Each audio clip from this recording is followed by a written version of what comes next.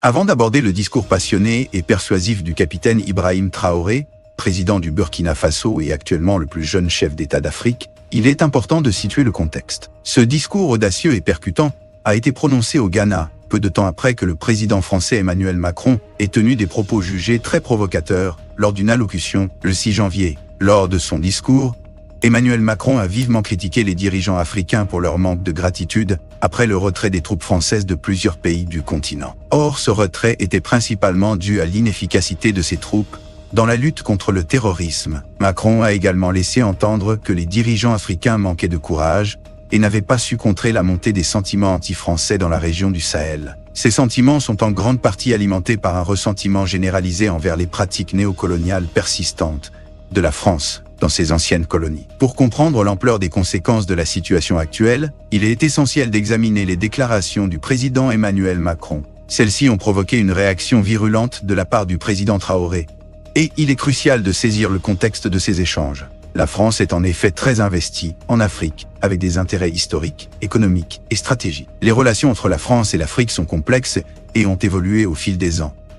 La France a longtemps joué un rôle important en Afrique, notamment en termes de sécurité et de coopération économique. Cependant, les critiques contre la politique africaine de la France se sont multipliées, notamment en ce qui concerne les accusations de néocolonialisme et d'ingérence dans les affaires intérieures des pays africains. Dans ce contexte, les déclarations du président Macron ont suscité une forte réaction de la part du président Traoré, qui a probablement perçu ces propos comme une nouvelle forme d'ingérence et de paternalisme de la part de la France. Il est donc essentiel de comprendre les implications de ces échanges et les conséquences potentielles pour les relations entre la France et l'Afrique. C'est une analyse claire et réaliste.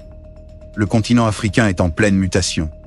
Contrairement au discours pessimiste, nous avons fait le choix de rester et de bâtir notre avenir ici. Nous confrontons notre histoire, mais nous refusons de nous laisser dicter notre destin.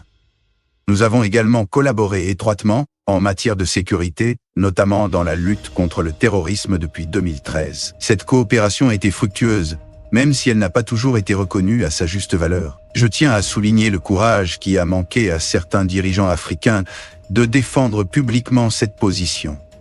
Sans l'intervention de l'armée française, aucun de ces pays ne serait aujourd'hui souverain. Je rends hommage à nos soldats qui se sont sacrifiés pour cette cause. Nous avons pris la bonne décision de partir. Notre présence était justifiée par la demande d'États souverains qui souhaitaient lutter contre le terrorisme.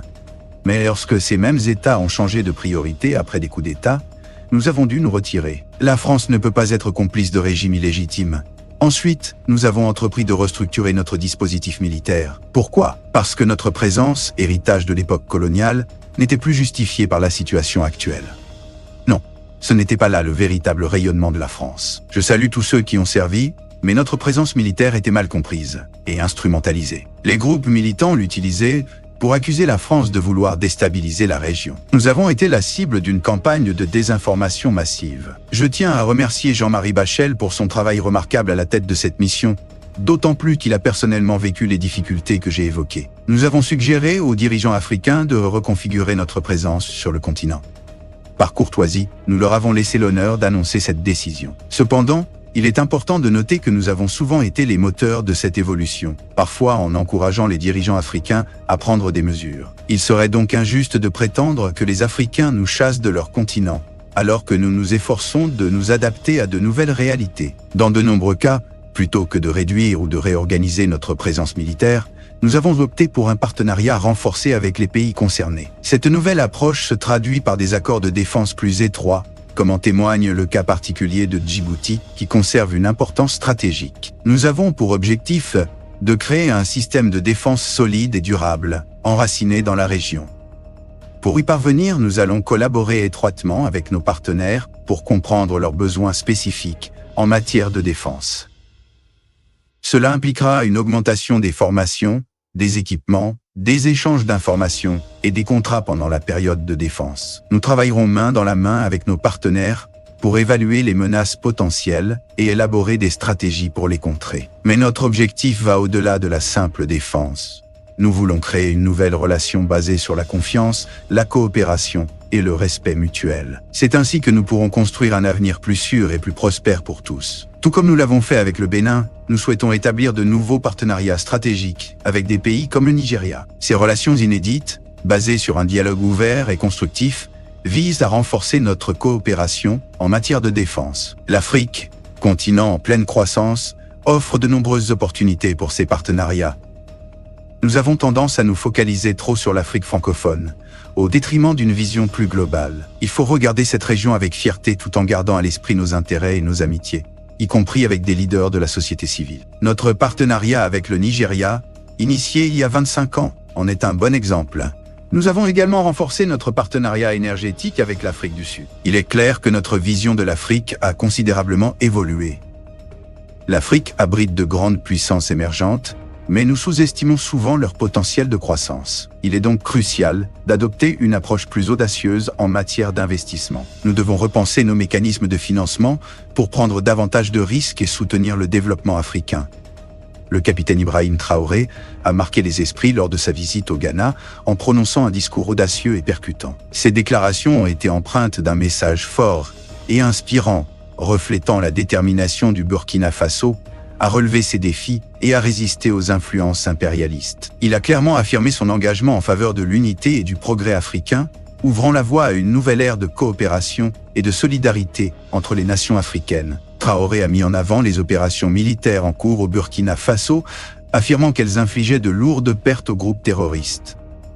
Il a exprimé sa conviction que le pays sortirait victorieux de cette lutte, qu'il considérait comme une résistance contre l'impérialisme, accusé d'avoir instrumentalisé le terrorisme pour remettre en cause l'indépendance du pays. Le capitaine Traoré a appelé à un réveil de la conscience africaine, mettant en garde contre les ingérences extérieures. Il a insisté sur l'unité du continent et la nécessité de renforcer la solidarité entre les nations africaines. Le capitaine Ibrahim Traoré a apporté son soutien au nouveau président ghanéen, John Dramani Mahama, en encourageant les Burkinabés vivant au Ghana à se mobiliser pour aider le pays à relever ses défis. Traoré a souligné l'importance de l'unité et de la solidarité, déclarant « Il est essentiel que les peuples s'aiment et se soutiennent mutuellement ». Le véritable défi du panafricanisme réside souvent dans les relations entre les dirigeants. Le capitaine Traoré a insisté sur l'importance de la collaboration entre les Burkinabés du Ghana et les autorités ghanéennes, soulignant que la sécurité du Burkina Faso est liée à celle de ses voisins.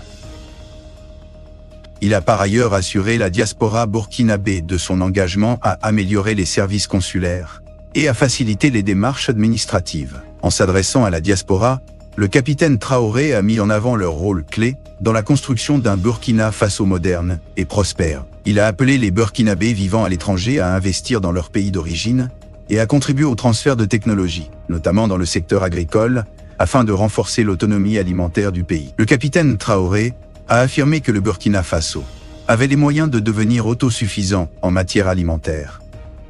Il a appelé à exploiter pleinement le potentiel agricole du pays et à préserver l'identité culturelle africaine. Le capitaine Traoré a appelé la diaspora à transmettre les valeurs culturelles aux jeunes générations, soulignant l'importance de préserver l'identité burkinabé. Il a exprimé sa conviction que le Burkina Faso surmonterait les défis actuels et atteindrait la prospérité.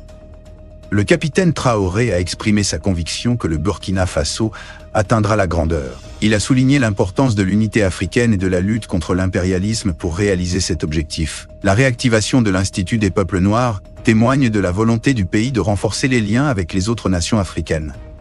Le discours du capitaine Ibrahim Traoré a été une véritable ode à l'unité et à la détermination. Il a lancé un appel vibrant aux citoyens burkinabés vivant au Ghana, les exhortant à préserver leur intégrité, à se soutenir mutuellement et à rester fermes dans leur engagement en faveur de l'unité et du développement de leur pays. Ce message a été ponctué d'un appel à l'action, invitant les Burkinabés à rester unis et à faire rayonner leur patrie, où qu'ils soient. C'était un moment fort, empreint de foi et de détermination, qui a probablement laissé une marque indélébile dans les cœurs de ses auditeurs.